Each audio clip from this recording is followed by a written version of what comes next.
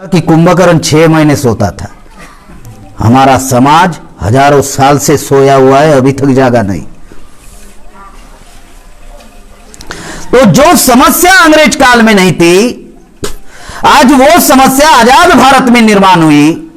ऐसा क्या हुआ, क्या परिस्थितियां निर्माण हुई जिस वजह से आज हमारी हजारों समस्याएं निर्माण हुई। साथियों, 1950 के पहले देश मनुस्मृति धर्म ग्रंथ के आधार पर चलता था, जिसमें हमें किसी भी प्रकार का कोई अधिकार नहीं था। संविधान में हम लोगों को अधिकार मिला। यह पश्चिम बंगाल, यह एक ऐतिहासिक भूमि है। यहां के लोग क्रांतिकारी हैं, जिन्होंने बाबा साहब आंबेडकर को संविधान सभा में चुनवा कर भेजा, जोगेंद्रनाथ मंडल जी ने। यह क्रांतिकारी भूमि है। यह कर्जा है पूरे भारत के ऊपर। SC ST OBC के जो पूरे भारत में लोग रहते हैं ना, तो ये बंगाल के लोगों का कर्जा है हमारे ऊपर। अगर बाबा साहब संविधान सभा में नहीं जाते तो हमें कोई अधिकार नहीं मिलता। तो 50 के पहले देश जो है, ये मनुस्मृति धर्म ग्रंथ के आधार पर चलता था, जहां पर हमको किसी भी प्रकार का कोई अधिकार नहीं था। आगे मटका, पीछे झाड़ू, अछूत का व्यवहार होता था या नहीं? आज है वो परिस्थिति। आगे मटका था, अभी टाई लटक रही है। पीछे झाड़ू था, कमर में बंदूक आ गई। यहां पर किसी ने बताया पुलिस कर्मी है करके, आ गए हमारे लोगों के हाथ में बंदूक आ गई, कमर में बंदूक आ गई। कोई IPS बन जाता है, PI बन जाता है, DYSP बन जाता है। आती है ना कमर में बंदूक। पहले क्या था, झाड़ू था पीछे, अब बंदूक आ गई। मनुस्मृति क्या कहती है? शस्त्र धारण करने का अधिकार शूद्र अतिशूद्र के पास नहीं होगा। संविधान ने दे दिया। पढ़ने लिखने का अधिकार मनुस्मृति में नहीं था, संविधान ने दे दिया। आज आप ही लोगों ने बताया ग्रेजुएट है, पोस्ट ग्रेजुएट है। हवा में तो कोई बात बोल नहीं रहा हूं। संपत्ति रखने का अधिकार हमारे पास नहीं था।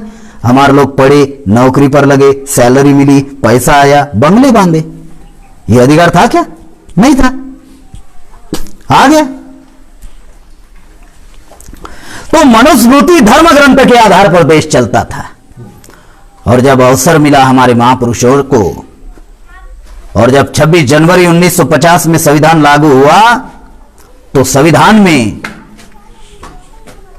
कि देश कैसे चलेगा इसकी यंत्रणा बनाई गई।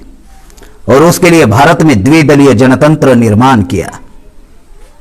जो लोकतंत्र प्रस्तावित किया, इस लोकतंत्र में कि लोकतंत्र के आधार पर देश चलेगा, इस लोकतंत्र में द्विदलीय जनतंत्र का निर्माण किया।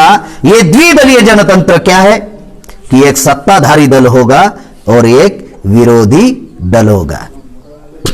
सत्ताधारी दल अगर जनता के विकास एवं कल्याण के लिए अगर काम नहीं कर रहा है, तो विरोधी दल उसका विरोध करेगा और गलत होने से रोकने का काम करेगा। ये द्विदलीय जनतंत्र संविधान में दिया गया। लेकिन इस देश में जिनकी संख्या ज्यादा है, इस देश में शेड्यूल कास्ट 15% है, आपके बंगाल में 22% है। इस देश में शेड्यूल ट्राइब 7.5% है, आपके बंगाल में 6% है। इस देश में OBC 52% है और आपके बंगाल में 40% है। इस देश में सिख, ईसाई, बुद्धिस्ट, मुसलमान 10.5% है और अकेला मुसलमान बंगाल में 30-35% है। गवर्नमेंट कह रहा है 27% है। हमारी संख्या ज्यादा है। जिनकी संख्या ज्यादा होती है उनके वोट ज्यादा होते हैं, और जिनके वोट ज्यादा होते हैं सरकार उनकी होती है या नहीं?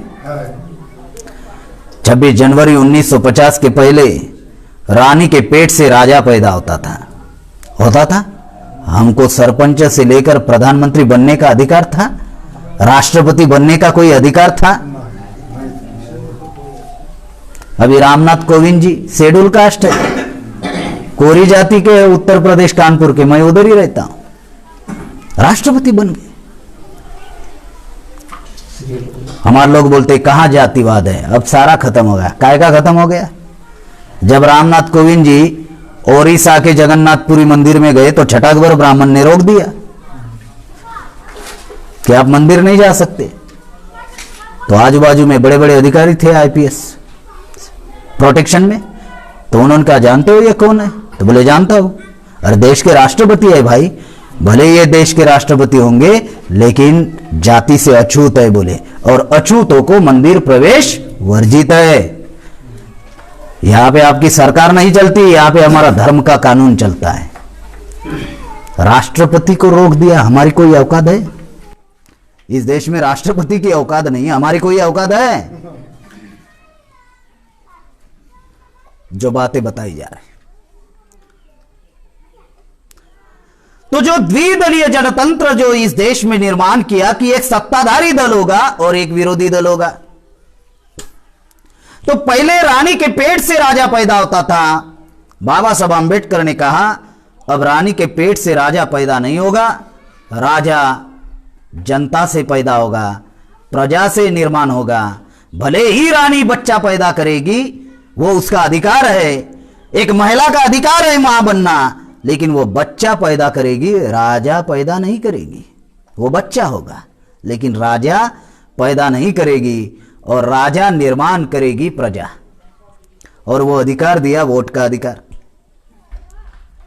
अब ये जो वोट का अधिकार है, ये राजा बनने का अधिकार प्रजा को दिया संविधान ने। कौन सा अधिकार दिया? 1 मैन 1 वोट, यानी टोटो चलाने वाले व्यक्ति के वोट का, उसको जो अधिकार है वही अधिकार अंबानी को होगा। ऐसा नहीं कि टोटो वालों को 1 वोट का अधिकार होगा और अंबानी को 1000 वोट का अधिकार होगा, ऐसा नहीं। टोटो वालों को जो अधिकार है वही अधिकार अंबानी को होगा। दूसरा 1 वोट 1 वैल्यू, मतलब टोटो चलाने वाले व्यक्ति के अधिकार की जो ताकत होगी वही ताकत अंबानी के वोट के अधिकार की होगी। ये राजा बनने का अधिकार दिया, वोट का अधिकार दिया कि अब जनता निर्धारित करेगी राजा कौन होगा। गुरुचांद ठाकुर जी ने कहा जिस समाज का होता है राजा वो समाज होता है ताजा। क्या 1952 में आजाद भारत का पहला चुनाव हुआ? क्या 1952 से लेकर 2020 तक कोई हमारे समाज का राजा बना? तो जब हमारे समाज का कोई राजा बनेगा ही नहीं तो समाज ताजा कैसे रहेगा?